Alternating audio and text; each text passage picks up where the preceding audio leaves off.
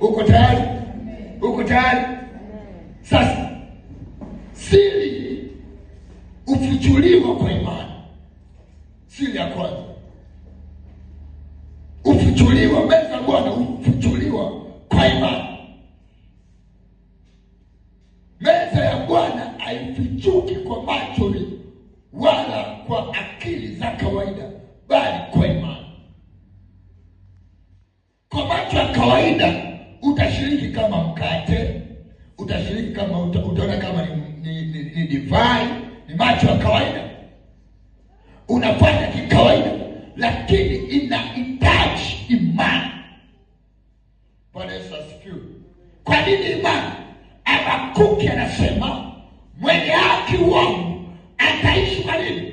Kwa imani. Maana yake imani ni chanzo cha kupokea mambo ya rohoni.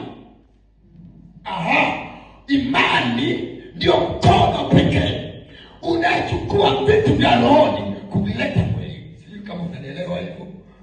Imani ndio mkono pekee ambao unaweza kuchukua vitu visivyoonekana rohoni vikatobolewa vikaletwa mwilini. Bwana Yesu asifiwe. Kwa hiyo ni mwenye haki wangu ataishi kwa imani. Hapo Paulo anasema, lakini moyo wangu ukisitasita, roho yangu haina furaha naye. Kumbe Mungu haoni furaha tunapopungukiwa imani. Tunaposhiriki meza ya Bwana, ili uanze kuona matokeo, lazima uanze kuamini katika meza ya Bwana kwamba hapa kuna ushirika, hapa kuna utakaso, hapa kuna kuponywa, hapa kuna kufunguliwa. Unaamini, unachomoa vitu vya rohoni, unavileta mwilini.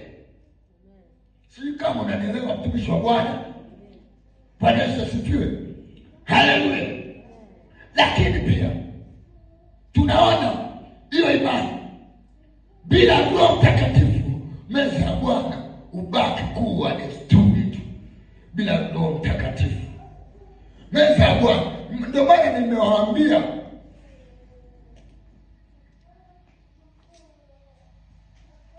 hii ni pointi yetu ya pili, siri ufichuliwa kwa kazi ya Roho Mtakatifu. Siri ufichuliwa ya pointi yetu ya pili, siri ufichuliwa kwa kazi ya Roho Mtakatifu. Roho Mtakatifu ndiye anaifunua maana ya meza ya Bwana katika moyo wa mtu. Haleluya. Tunaona sisi hatutaki hii meza ya Bwana iwe desturi tu za kawaida. Natamani matokeo tunaposhiriki meza ya Bwana. Bwana Yesu asifiwe. Na uone mabadiliko makubwa tunaposhiriki meza ya Bwana.